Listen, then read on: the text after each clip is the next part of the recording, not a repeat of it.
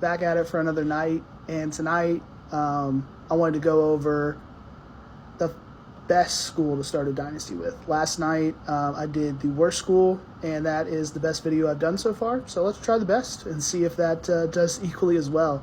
You guys blew it up. I appreciate it so much. My first video, over 10K. It had over 300 and I think it had like 350 likes so far. So it's been huge. If you haven't seen it yet, go check it out.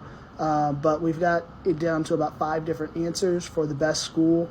I'm going to kind of go through, give you my opinions on all that. And then I want to hear your comments. Let me know what you think the best school to start with is.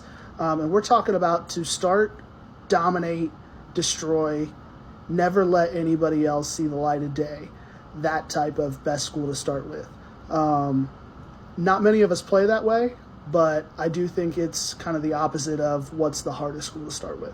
So let's get into it. So already, obviously we want to go with a 5-star prestige because they're going to give us the most recruiting points during the season and in the off season. So those are the ones that I feel like that was a no-brainer. We had to go there. Plus those are the schools that we're going to be interested in the most. The one thing I do want to point out that I think would be really helpful across the board is the fact that Notre Dame is an independent. You can schedule whatever games you want, play as hard a schedule as you want, be game of the week as many times as you want, make sure you're that number 1 seed, make sure you are at the absolute tippy top the whole time if you want. So that is an advantage, and that's not nothing. As we go over here, you see the total score. I think these are a bit skewed.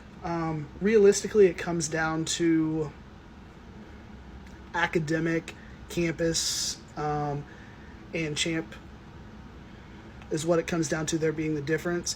Realistically, I mean, we're talking about 8 points of differentiation between them, when I think the bottom school is like 20 points. So the range is pretty wide, but this one's pretty tight.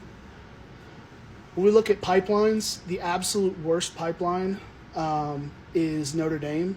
Notre Dame is not even close to the worst pipeline compared to Alabama. So those are the two there. Alabama is far and above on pipelines, the best, both in raw and in the bonus. And Notre Dame is the worst in both. And then right in the middle is, actually the next one up from Notre Dame, I should say, is Michigan. I think Michigan barely makes this list, but I understand why they made the list. Georgia obviously dominates. If you guys have simulated any games, you know that they almost always sign 34 high school freshmen before we even get into the transfer portal, which I always think is funny because it doesn't really allow them to get some of the best recruits in the nation from the transfer portal. So with that said, I think Georgia has been in the top 5 recruiting class every single year in our dynasty so far. So obviously Georgia's doing things right. Doesn't hurt that they have Kirby Smart with all his stuff.